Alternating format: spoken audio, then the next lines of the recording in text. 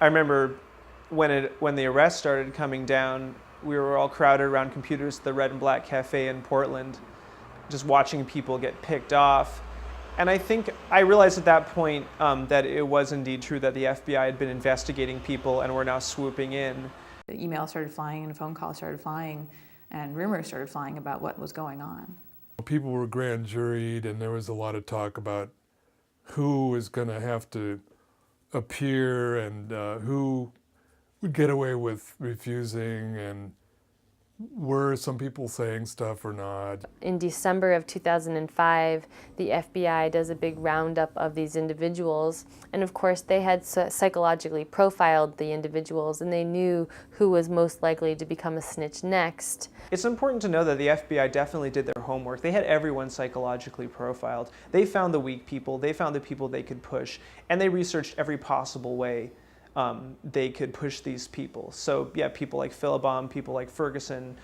I guess the thing that really bothers me the most, or hits home the most, I mean, when I first heard about it, you know, I was pissed off. I was going, because Jake lived right here. Jacob Ferguson lived right across the creek. He was wearing a wire when we were all living together on this property in 2003 and 2004. He was living right there. One-on-one. And Jake helped me put up this basket right here. So Jake was a great hoop player, man, probably. Yeah. And so I heard that Jacob was, you know, the person that gave everybody up. I think it was all conducted fairly. I mean, nobody held a gun to Jake Ferguson's head. Jacob Ferguson definitely did wear a body wire and did do a lot of secret recordings. And I've read some of the recordings that were released, and it was definitely disturbing. He was walking around interviewing, you know, talking to people, interviewing people.